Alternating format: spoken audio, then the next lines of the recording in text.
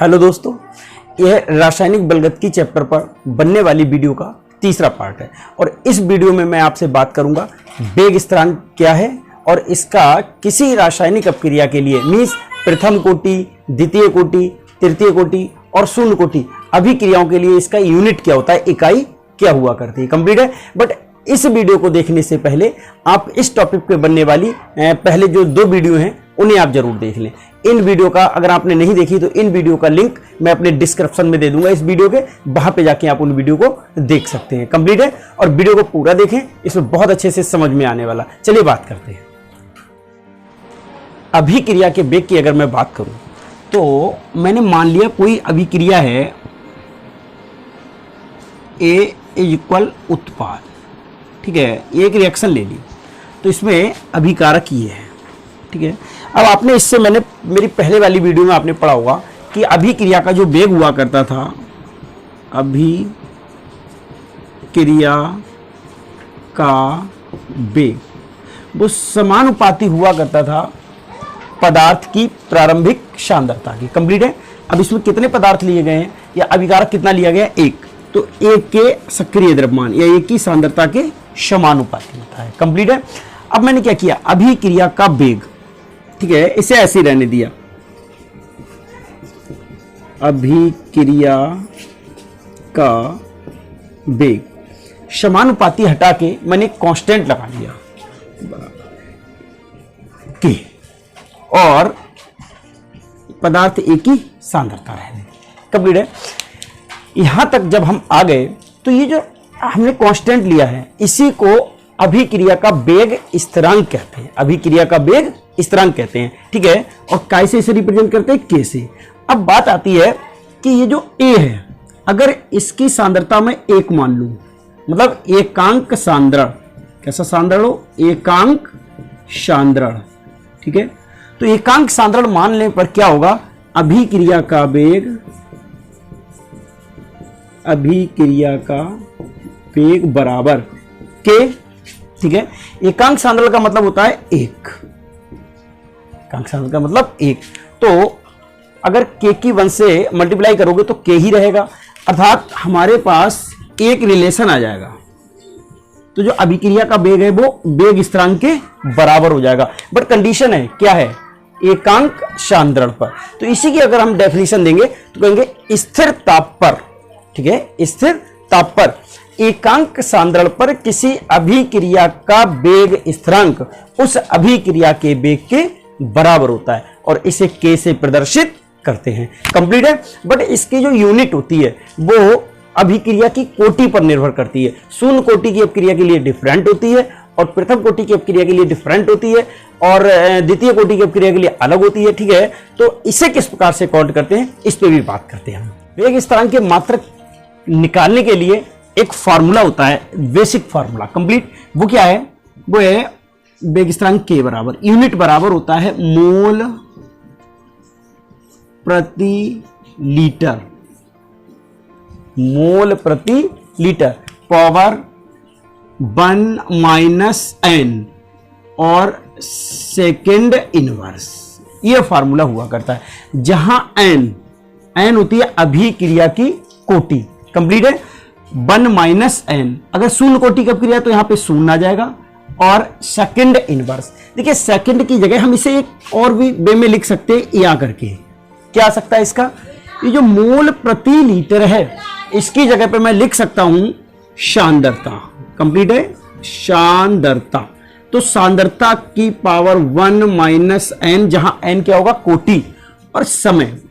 समय अगर मैंने सेकंड में लिया है, ठीक है, सेकंड भी हो सकता है, मिनट में भी हो सकता है और घंटा में भी हो सकता है, जिसमें भी उसमें टाइम पीरियड दे रखा हो उसी में हमें इसमें काउंट करना है। तो यहां पे मैं ये भी लिख सकता हूं समय इनवर्स, समय इनवर्स।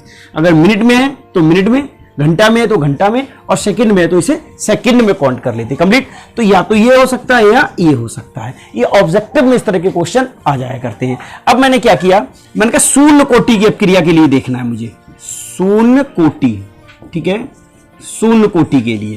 तो शून्य कोटि के लिए यहां से n की वैल्यू कितनी आ जाएगी, 0 आ जाएगी। कंप्लीट है।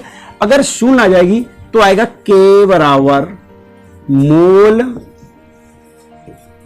प्रति litre power 1 minus N, N की जगह कितना आ जाएगा 0, ठीक है, और क्या आ जाएगा सेकंड इनवर्स। तो एक में से 0 गया, एक ही रहेगा, अर्थात इसका यूनिट आ सकता है मोल, पावर आएगी 1 और इस पे आएगी पावर 1 और ये ऊपर ले जाओगे काय की हो जाएगी माइनस, तो मोल लीटर इनवर्स और ये क्या आ जाएगा अगेन सेकंड इनवर्स। ये एक फार्मूला हो सकता था, या यहां पे आ सकता था सांद्रता और सेकंड इनवर्स। कंप्लीट है। ये तो हो गया शून्य कोटि के लिए। अगर यही आ जाए प्रथम कोटि की अभिक्रिया के लिए तो आप किस प्रकार से काउंट करेंगे? तो प्रथम कोटि की अभिक्रिया के लिए यहां पर जो वैल्यू आएगी के बराबर कौन सा, first order reaction, complete first order reaction प्रथम कोटि की अभिक्रिया के लिए, तो के बराबर अगेन मोल प्रति लीटर पावर 1 माइनस एन और सेकंड इनवर्स। ठीक है दोस्तों, अब यहां पे एन की वैल्यू आपकी कितनी आ जाएगी 1, प्रथम कोटि की अभिक्रिया में एन की वैल्यू कितनी आएगी 1, और 1 आने पर जो वैल्यू प्राप्त होगी वो आएगी मोल प्रति लीटर और पावर 1 माइनस 1 और सेकंड इनवर्स। 1 से 1 कैंसिल हो जाएगा, 0 बचेगा और 0 होने पर ये पद कैंसिल हो जाएगा, अर्थात के इज इक्वल क्या आएगा इसका यूनिट सेकंड इनवर्स। अब यहां पे ध्यान रखना है, सेकंड इनवर्स की जगह हम लोग लेते हैं समय इनवर्स। यहां पे घंटा भी हो सकता है, मिनट भी हो सकता है और सेकंड भी हो सकता है। कंप्लीट है। तो ये प्रथम कोटि की अभिक्रिया के लिए हो गया। अगर मैं कहूं सेकंड ऑर्डर रिएक्शन के लिए, सेकंड ऑर्डर रिएक्शन के लिए भी बात कर लेते हैं। सेकंड ऑर्डर रिएक्शन के लिए अगर मैं इसे लेके चलूंगा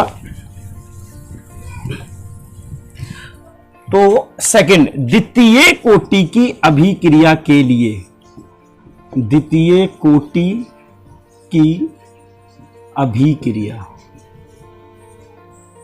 ठीक है, द्वितीय कोटि की अभिक्रिया। दोस्तों यहां पे देखना है मुझे, जो मेरा यूनिट है के बराबर कंप्लीट मोल बटे लीटर, ठीक है, पावर 1 माइनस एन।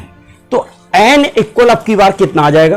तो एन इक्वल सर अब की बार आ जाएगा 2, क्योंकि कौन सी है, सेकेंड ऑर्डर रिएक्शन है, तो 2 आ गया। और क्या आएगा सेकंड इनवर्स।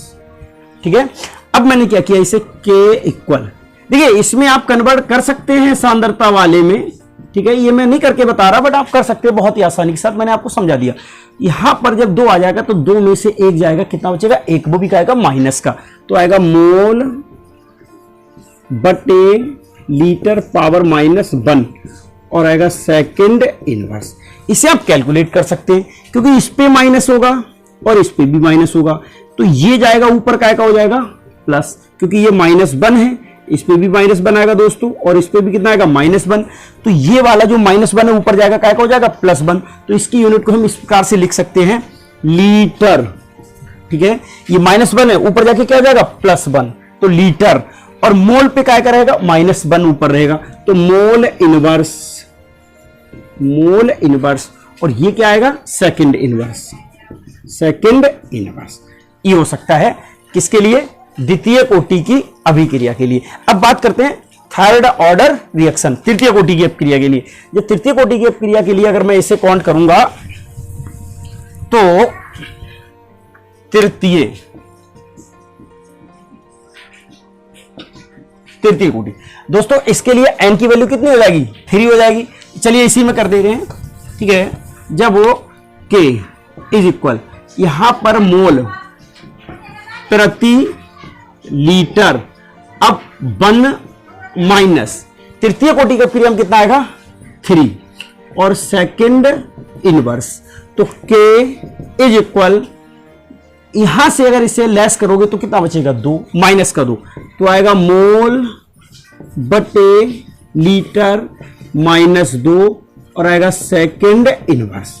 ठीक है, तो के, अब ये वही वाला पद जो बैक में अभी मैंने बताया था, यहां पे आएगा -2 और यहां पे आएगा -2, ये ऊपर ले जाओगे क्या हो जाएगा लीटर का स्क्वायर, लीटर स्क्वायर, ऊपर वाला माइनस में बना रहेगा, तो आएगा मोल -2 पावर कंप्लीट, और क्या आएगा सेकंड इनवर्स।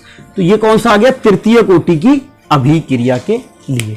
कंप्लीट है। तो ये तो हो गए वेग स्थिरांक क्या था और वेग स्थिरांक की मात्रक शून्य कोटि के लिए, प्रथम कोटि के लिए, द्वितीय कोटि के लिए और तृतीय कोटि के लिए किस प्रकार से काउंट किए जाते हैं। ये इस प्रकार का एक ऑब्जेक्टिव आ जाता है बोर्ड में कि निम्न में से द्वितीय कोटि की अपक्रिया का मात्रक है या प्रथम कोटि की अपक्रिया का मात्रक है। तो यहां से आप बहुत आसानी के साथ काउंट कर सकते हैं। अब इसका एक पार्ट और ले लेते हैं, अर्ध आयु, जो कि बहुत छोटा सा पार्ट है। अर्ध आयु क्या होती है? Half life. चलिए इस पे भी बात करते हैं अर्ध आयु की, हाफ लाइफ। ठीक है, अगर इसकी डेफिनेशन देख ली जाए तो नाम के अकॉर्डिंग ही इसकी डेफिनेशन हुआ करती है।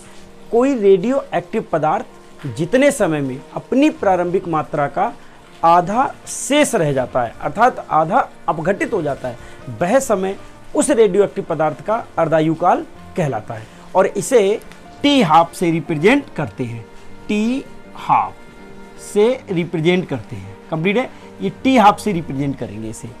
अब बात आती है कि किसी पदार्थ की प्रारंभिक सांद्रता और अर्धायु काल में क्या रिलेशन होता है। तो इसके लिए हम लोग एक रिलेशन लिख लेते हैं, basic T half is equal समानुपाती या व्युत्क्रमानुपाती जो भी है ए और n माइनस 1, जहाँ ए क्या है? ए है पदार्थ की प्रारंभिक सांद्रता और n क्या है? n है अभिक्रिया की कोटि। कंप्लीट है। एक रिलेशन ध्यान रखना है आपको, यहाँ पर ये क्या हो गया? अर्धायु काल, ये क्या हो गया? पदार्थ की प्रारंभिक सांद्रता, और ये क्या हो गया? अभिक्रिया की कोटि।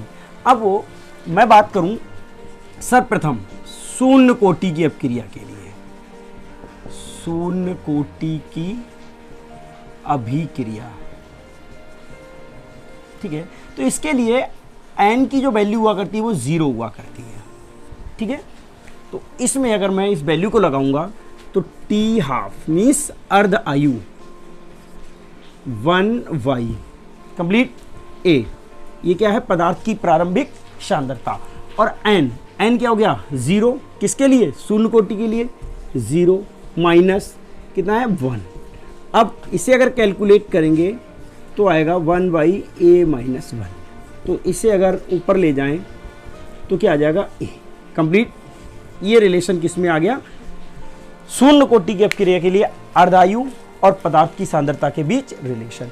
क्या होगा इस रिलेशन का मीन्स कि शून्य कोटि की अपक्रिया के लिए अर्धायु और पदार्थ की सांद्रता कैसे होते हैं? एक दूसरे के समानुपाती होते हैं। कंप्लीट। तो ये किसके लिए आ गया? शून्य कोटि के लिए। ठीक इसी प्रकार से आप प्रथम कोटि की अपक्रिया के लिए काउंट कर सकते हैं। प्रथम, अब प्रथम कोटि की अपक्रिया के लिए अगर देखें तो यहाँ पे n की वैल्यू कितनी आ जाएगी? 1 आ जाएगी। और जब n की वैल्यू 1 आ जाएगी तो यहाँ पे भी कितना आ जाएगा? 1 आ जाएगा। और 1 तो कैंसिल हो जाएगा, क्या बचेगा? 0। ठीक है, और 0 बचने पर यहाँ से एक चीज़ समझ में आ रही है कि जो प्रथम कोटि की अपक्रिया होती हैं उनकी अर्ध आयु पदार्थ की प्रारंभिक सांद्रता पर निर्भर नहीं करती है। कंप्लीट, ये इनका रिलेशन आ गया। दोस्तों ये रिलेशन जो है आपके ऑब्जेक्टिव टाइप के क्वेश्चंस में पूछे जाते हैं। ठीक है, वहां पे आपको देखना होता है, पूछा जाता है निम्न में से प्रथम कोटि की अपक्रिया के लिए अर्धायु और पदार्थ की प्रारंभिक सांद्रता में कौन सा संबंध होगा। तो वहां पे आप ये संबंध लगा सकते हैं आसानी के साथ। अब ठीक इसी प्रकार से मैं लेके आता हूं द्वितीय कोटि। ठीक है, द्वितीय कोटि। अब दोस्तों द्वितीय कोटि के लिए n की वैल्यू कितनी हो जाएगी? 2 हो जाएगी। तो 2 होने पर यहाँ पर n की वैल्यू अगर 2 आएगी तो 2 में से 1 गया, 1 आएगा। कंप्लीट, 1 आ गया। 1 को चाहे ऐसे लिख दो चाहे ऐसा ही लिखा रहने दो। ये तो यहाँ से क्या रिलेशन आया कि द्वितीय कोटि की अभिक्रिया की अर्ध आयु, ठीक है, पदार्थ की सांद्रता के व्युत्क्रमानुपाती होती है। कंप्लीट, ये द्वितीय कोटि की अपक्रिया के लिए रिलेशन आ गया। अब बात आती है तृतीय कोटि। अगर मैं तृतीय कोटि की बात करूं, तृतीय कोटि की अपक्रिया के लिए, तो यहाँ n की वैल्यू दोस्तों कितनी आ जाएगी? 3 आ जाएगी। तो 3 आने पर हम यहाँ पे कितना कर लेंगे? अब की बार 3 कर लेंगे, और 3 में से 1 चला जाएगा तो कितना बचेगा दोस्तों? यहाँ पर 2। क्या रिलेशन आया? आप कहेंगे कि तृतीय कोटि की अपक्रिया के लिए अर्ध आयु पदार्थ की प्रारंभिक सांद्रता के वर्ग के व्युत्क्रमानुपाती होती है। कंप्लीट, तो ये रिलेशन तृतीय कोटि की अपक्रिया के लिए आ जाएगा। इन रिलेशंस के बारे में पूछा जाता है। बट इंटर लेवल की अगर मैं बात करूं तो यहाँ पर केवल शून्य कोटि की और प्रथम कोटि की अपक्रिया के लिए इन दोनों में रिलेशन पूछा जाता है। द्वितीय और तृतीय कोटि में रिलेशन नहीं पूछा जाता है। और शून्य कोटि की अपक्रिया के लिए तो रिलेशन बहुत ही पूछा जाता है, जो कि ये आया था ए, ठीक है, या तो ये रहने दे या ये बहुत ज़्यादा मोस्ट है, T½ ए की पावर 0, ये दोनों, ये शून्य कोटि के लिए रिलेशन आए थे। और प्रथम कोटि के लिए क्या रिलेशन आया था, 1/, ए की पावर 0 आया था, मतलब इस पे निर्भर नहीं करता है। ये आया था प्रथम कोटि के लिए, ये शून्य कोटि के लिए आया था। बहुत ही इंपॉर्टेंट है, ध्यान रखेंगे। अब दोस्तों, आज की इस वीडियो में जितना भी मैंने पढ़ाने का वादा किया था उतना मैं आपको पढ़ा चुका हूँ। अब इस टॉपिक पे मैं जो अगली वीडियो अपलोड करूँगा, ठीक है, इसके आगे का ही भाग होगा। उस वीडियो को पाने के लिए आप मेरी इस वीडियो को लाइक करें, ठीक है, शेयर करें और चैनल को सब्सक्राइब करना ना भूलें। आज की इस वीडियो में इतना ही, दैट्स इट।